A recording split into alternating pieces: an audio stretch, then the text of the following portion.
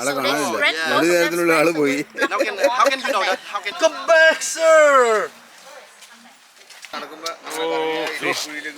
Sharp edges.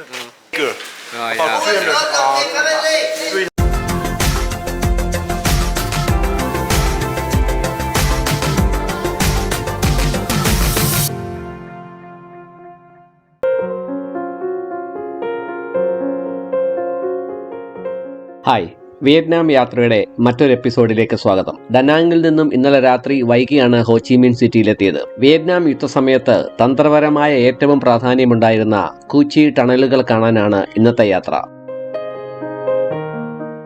ഈ ചിത്രം കണ്ടിട്ടുള്ള ചിലരെങ്കിലും എൻ്റെ ഈ വീഡിയോ കാണുന്നുണ്ടായിരിക്കും. ലോകം കണ്ടിട്ടുള്ളതിൽ വെച്ച് ഏറ്റവും ക്രൂരമായ യുദ്ധങ്ങളിൽ ഒന്നിന്റെ ആഘാതവും വിവേചനരഹിതവുമായ ആക്രമണവും വിശദീകരിക്കാൻ ഈ ഒരു ചിത്രം മാത്രം മതിയാകും. നാപ്പാം ഗേൾ എന്ന് പിന്നീട് വിളിക്കപ്പെട്ട ബോംബാക്രമണത്തിൽ പൊള്ളലേറ്റ നിസ്സഹായി ഓടുന്ന നഗ്നയായ 9 വയസ്സുള്ള കിങ് ഫുക്കിന്റെ ചിത്രമാണിത്. 1955 മുതൽ 1975 വരെ നീണ്ടുനിന്ന വിയറ്റ്നാം യുദ്ധം പ്രധാനമായും കമ്മ്യൂണിസവും മുതലാളിത്തവും തമ്മിലുള്ള ആശയപരമായ ഏറ്റുമുട്ടലിന്റെ ഫലമായി. ഫ്രഞ്ച് കൊളോണിയൽ ഭരണത്തിൽ നിന്ന് സ്വാതന്ത്ര്യത്തിനായുള്ള വിയറ്റ്നാമിന്റെ പോരാട്ടത്തിന്റെ അനന്തരഫലമായാണ് ഈ സംഘർഷം ഉടലെടുത്തത്.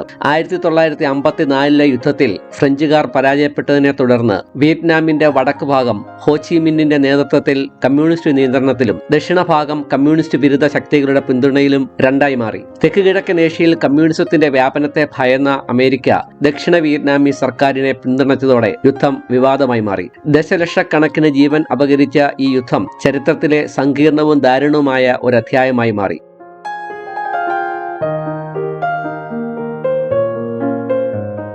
മുമ്പ് സൈഗോൺ എന്നറിയപ്പെട്ടിരുന്ന ഹോച്ചിമിൻ സിറ്റി വിയറ്റ്നാം യുദ്ധത്തിൽ രാഷ്ട്രീയവും സാമ്പത്തികവും തന്ത്രപരവുമായ കേന്ദ്രമെന്ന നിലയിൽ നിർണായക പങ്കുവഹിച്ചു. ദക്ഷിണ വിയറ്റ്നാമിന്റെ തലസ്ഥാനമെന്ന നിലയിൽ US പിന്തുണയുള്ള സർക്കാരിന്റെയും സൈന്യത്തിന്റെയും പ്രധാന കേന്ദ്രമായിരുന്നു ഇത്. 1968 വടക്കൻ വിയറ്റ്നാം കമ്മ്യൂണിസ്റ്റ് ഗറില്ല ഗ്രൂപ്പായ വിയറ്റ്കോങ്ങിന്റെ സഹായത്താൽ സൈഗോൺ ഉൾപ്പെടെയുള്ള നഗരങ്ങളിൽ നടത്തിയ അപ്രതീക്ഷിത ആക്രമണം കമ്മ്യൂണിസ്റ്റ് ശക്തികളുടെ ദൃഢതയും നിശ്ചയദാർഢ്യവും വെളിപ്പെടുത്തി. 1975 ഏപ്രിൽ അവർ നഗരം പിടിച്ചടക്കിയപ്പോൾ അത് വിയറ്റ്നാം യുദ്ധത്തിന്റെ അവസാനത്തിനും 2 വിയറ്റ്നാമുകളുടെ പുനഃസംയോജനത്തിനും ഇടയാക്കി. സൈഗോണിന്റെ പതനം വിയറ്റ്നാമിലെ US ഇടപെടലിന്റെ പരാജയമായിരുന്നു. ഇതിനെ തുടർന്ന് അവർ എംബസി ഉപേക്ഷിച്ചു. ഓപ്പറേഷൻ ഫ്രീക്വന്റ് വിൻഡ് എന്നറിയപ്പെടുന്ന ദൗത്യത്തിലൂടെ 7000-ലധികം അമേരിക്കക്കാരെയും മറ്റു വിദേശ പൗരന്മാരെയും 81 ഹെലികോപ്റ്ററുകൾ പങ്കെടുത്ത ചരിത്രത്തിലെ ഏറ്റവും വലിയ ഹെലികോപ്റ്റർ ഒഴിപ്പിക്കൽ ദൗത്യം ചരിത്രം നമുക്ക് തരുന്ന ഐതിഹാസിക നിമിഷങ്ങളാണ്. US എംബസിയുടെ മുകളിൽ നിന്നും പൗരന്മാരെയുമായി അവസാനത്തെ ഹെലികോപ്റ്റർ യാത്രയാകുന്നതിന്റെ കാഴ്ചയാണിത്.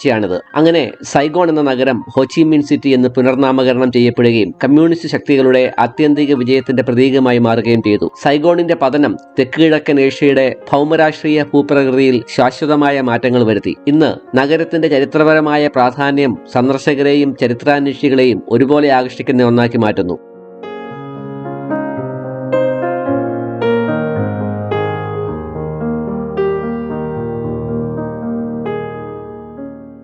ഹോച്ചിമിൻ നഗരത്തിനടുത്തുള്ള കൂച്ചി ജില്ലയിൽ സ്ഥിതി ചെയ്യുന്ന വനങ്ങൾ വിയറ്റ്നാം യുദ്ധത്തിൽ വിയറ്റ്കോങ് ഗറില്ല പോരാളികൾക്ക് അനുയോജ്യമായ സംരക്ഷണം നൽകിക്കൊണ്ട് നിർണായക പങ്കുവഹിച്ചു. ഈ ഇടതൂർന്നതും സങ്കീർണവുമായ കാടുകൾ അവരെ ഒളിക്കാനും സൈനിക പ്രവർത്തനങ്ങൾ നടത്താനും സഹായിക്കുകയും വിയറ്റ്കോങ്ങിന്റെ സ്വാഭാവിക കോട്ടയായി പ്രവർത്തിക്കുകയും ചെയ്തു. ഇടതിങ്ങിയ ഈ വനങ്ങൾ ടണലുകളുടെ വിപുലമായ ശൃംഖലയെ മറച്ചുവെക്കുക മാത്രമല്ല, ഗറില്ല പോരാളികളെ കണ്ടെത്താൻ എതിരാളികൾക്ക് വെല്ലുവിളി ഉണ്ടാക്കുകയും ചെയ്തു.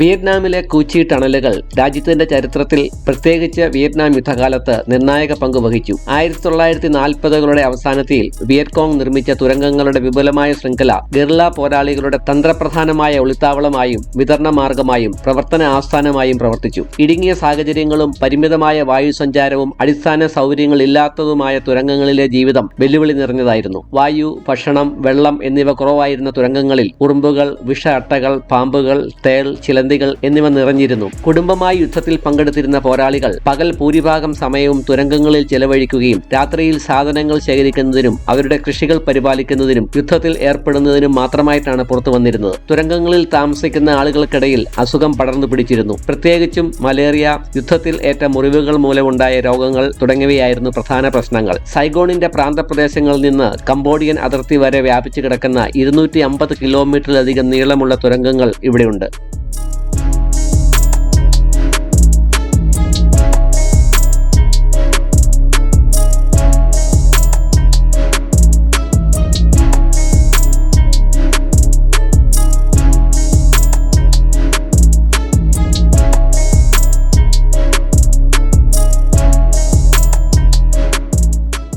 കൂച്ചി തുരങ്ക സംവിധാനം തിരയുന്നതിനും നശിപ്പിക്കുന്നതിനുമായി യുണൈറ്റഡ് സ്റ്റേറ്റ്സ് നിരവധി ഓപ്പറേഷനുകൾ നടത്തി. ആയിരക്കണക്കിന് സൈനികർ ഉൾപ്പെട്ട വിപുലമായ ബോംബിംഗും ഗ്രൗണ്ട് ഓപ്പറേഷനുകളും ഉണ്ടായിരുന്നിട്ടും സങ്കീർണമായ ടണൽ ഡിസൈൻ, ബോബി ട്രാപ്പുകൾ, ഫിൽട്രേഷൻ സംവിധാനങ്ങൾ എന്നിവ വിയറ്റ്കോങ്ങിനെ കണ്ടെത്തുന്നതും ഇല്ലാതാക്കുന്നതും അസാധ്യമാക്കി. ഓസ്ട്രേലിയൻ സൈനിക വിഭാഗമായ ടണൽ റാറ്റ്സ് നടത്തിയ തെരച്ചിലും B-52 പോർ വിമാനങ്ങൾ നടത്തിയ കാർപ്പറ്റ് ബോംബിങ്ങുകൾ പോലെ വലിയ ആക്രമണങ്ങൾ ഉണ്ടായിരുന്നിട്ടും ഈ ടണലുകളുടെ പൂർണ്ണമായ ഉന്മൂലനം അവ്യക്തമായി തുടർന്നു. എന്നാൽ വിശ്വാസത്തോടെ പൊരുതിയ വിയറ്റ്കോങ് ചെറുത്തു നിൽക്കാനും യുദ്ധത്തിന്റെ കാലാവധി നീട്ടാനും അമേരിക്കയുടെ യുദ്ധ ചെലവുകൾ വർദ്ധിപ്പിക്കാനും നടത്തിയ പരിശ്രമങ്ങൾ 1973 US-ന്റെ പിൻവാങ്ങലിനും പിന്നീട് 1975 ദക്ഷിണ വിയറ്റ്നാമിന്റെ പരാജയത്തിനും ഇടയാക്കി.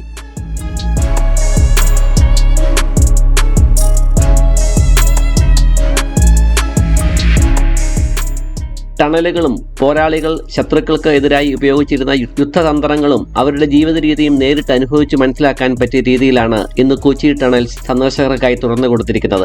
എങ്ങനെയാണ് അവർ ടണലിന്റെ ഉള്ളിൽ പ്രവേശിക്കുന്നതെന്നും പുറത്തു വരുന്നതെന്നും ഇവർ നമ്മളെ കാണിച്ചു തരും. ധൈര്യമുള്ളവർക്ക് ടണലിന്റെ ഉള്ളിൽ കൂടി നടക്കാനും ഇവിടെ അവസരമുണ്ട്. ഞാൻ ഏതായാലും 20 മീറ്റർ ടണലിന്റെ ഉള്ളിൽ കൂടി നടക്കാൻ തീരുമാനിച്ചു. ടണലിന്റെ ഉൾവശമൊക്കെ ലൈറ്റ് ഇട്ട് പ്രകാശിപ്പിച്ചിട്ടുണ്ട്. എന്റെ പ്രതീക്ഷയ്ക്ക് വിരുദ്ധമായി ടണലിന്റെ ഉൾവശം തീരെ ചൂട് കുറഞ്ഞ അന്തരീക്ഷമായിരുന്നു. ഗ്യാസ് ബോംബുകൾ, ചൂടുവാതകങ്ങൾ തുടങ്ങിയവ കൊണ്ടുള്ള ആക്രമണത്തെ പ്രതിരോധിക്കാനും എതിരാളികളെ അപ്രതീക്ഷിതമായി ആക്രമിക്കാനും ഈ തുരങ്കങ്ങളിൽ ധാരാളം വളവുകളും കയറ്റങ്ങളും ഉണ്ട്. മീറ്റിംഗ് റൂം, അടുക്കള, ചികിത്സാ മുറികൾ, ആയുധങ്ങൾ ശേഖരിക്കുന്ന സ്ഥലം തുടങ്ങിയ തുരങ്കത്തിന്റെ ഉള്ളിൽ തന്നെ സ്ഥിതി ചെയ്യുന്ന പല സ്ഥലങ്ങളിലേക്കും തിരിയുന്ന വഴികൾ ഇതിനുള്ളിലുണ്ട്. ഒരാൾക്ക് കഷ്ടിച്ച് കുനിഞ്ഞു മാത്രം നടന്നു പോകാവുന്ന വലിപ്പം മാത്രമേ ഈ തുരങ്കങ്ങൾക്കുള്ളൂ.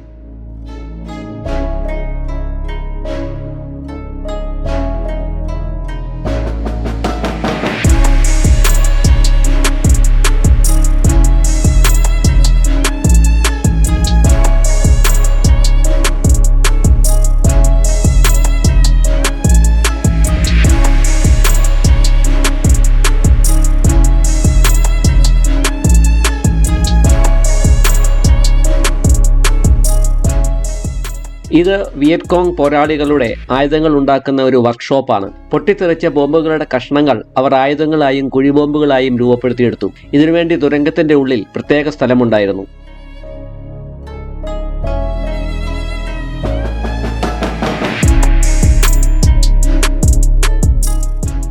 റൈസ് പേപ്പർ റോളുകൾ എന്നറിയപ്പെടുന്ന ബാൻഡ്രാങ് റോൾസ് ഒരു പ്രശസ്തമായ വിയറ്റ്നാമീസ് വിഭവമാണ്. ഈ റോളുകളുടെ ഉത്ഭവം വിയറ്റ്നാം യുദ്ധത്തിൽ നിന്ന് കണ്ടെത്താനാകും. കൃഷിക്കാരായിരുന്ന വിയറ്റ്നാമീസ് പോരാളികളുടെ ഉപജീവനത്തിന്റെ പ്രാഥമിക ഉറവിടം അരിയായിരുന്നു. അരി വെള്ളത്തിൽ കുതിർത്ത് പൊടിച്ച് മുള കൊണ്ടുള്ള ട്രേകളിൽ കനം കുറച്ച് വെയിലത്ത് ഉണക്കിയാണ് ഈ റൈസ് പേപ്പർ ഉണ്ടാക്കിയിരുന്നത്. വിയറ്റ്കോങ് യോദ്ധാക്കളുടെ പ്രധാന ഭക്ഷണങ്ങളിൽ ഒന്നായിരുന്നു ഈ നേർത്ത റൈസ് പേപ്പർ.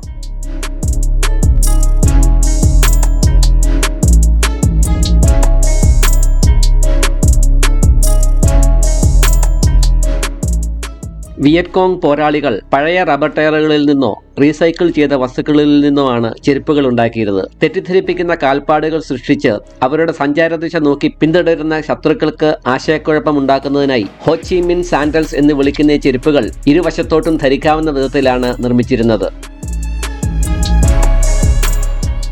ആക്രമണ തന്ത്രങ്ങൾ പ്ലാൻ ചെയ്യുവാൻ തുരങ്കത്തിന് നടുവിൽ മീറ്റിംഗ് റൂമുകൾ ഉണ്ടായിരുന്നു. കമാൻഡിംഗ് ഉദ്യോഗസ്ഥർക്ക് ഇവിടെ എത്തുവാനും ഇവിടെ നിന്നും അടുക്കള പോലുള്ള മറ്റു സ്ഥലങ്ങളിലേക്ക് പോകുവാനും ഇവയെ തുരങ്കങ്ങളാൽ ബന്ധിപ്പിച്ചിരുന്നു.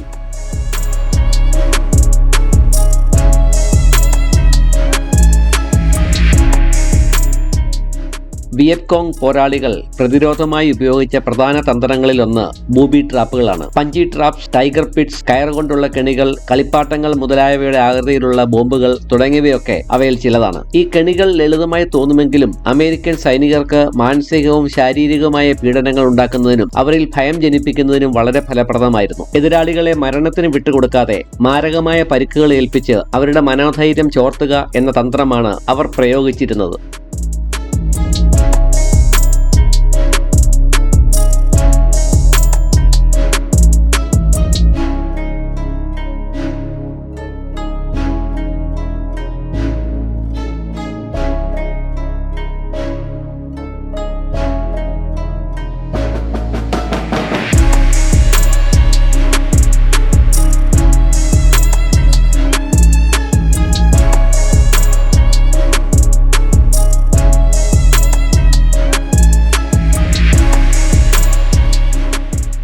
വിയറ്റ്കോങ് അവരുടെ അടുക്കളയുടെ പുകക്കുഴലുകൾ എതിരാളികളുടെ ശ്രദ്ധ കിട്ടാതിരിക്കാൻ വളരെ ശ്രദ്ധാപൂർവം രൂപകൽപ്പന ചെയ്തിരുന്നു. വിമാനത്തിൽ നിന്നും കാണാതിരിക്കുവാൻ പുക മുകളിലോട്ട് ഉയരാതെ ഭൂമിയുടെ നിരപ്പിൽ പടരാൻ കൃത്രിമമായ ചിതൽപ്പുറ്റുകളും സസ്യജാലങ്ങളും പ്രത്യേകം സജ്ജീകരിച്ചിരുന്നു. ഇവയിൽ നിന്നും വളരെ അകലെയായിരുന്നു യഥാർത്ഥ അടുക്കളകൾ.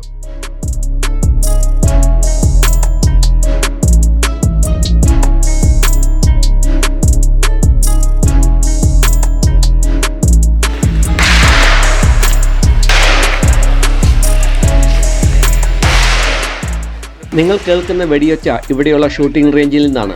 വിയറ്റ്നാം യുദ്ധകാലത്ത് ഉപയോഗിച്ചിരുന്ന പലതരം തോക്കുകൾ ഉപയോഗിച്ച് വെടിവെക്കാൻ ഇവിടെയുള്ള ഷൂട്ടിംഗ് റേഞ്ചിൽ അനുവാദമുണ്ട്. ബുള്ളറ്റുകൾക്ക് പണം നൽകി AK-47, M16, K-54 തുടങ്ങിയ നിങ്ങളുടെ പ്രിയപ്പെട്ട തോക്ക് നിങ്ങൾക്ക് തിരഞ്ഞെടുക്കാം. ഞാനും AK-47ൽ ഒരു പരീക്ഷണം നടത്തി.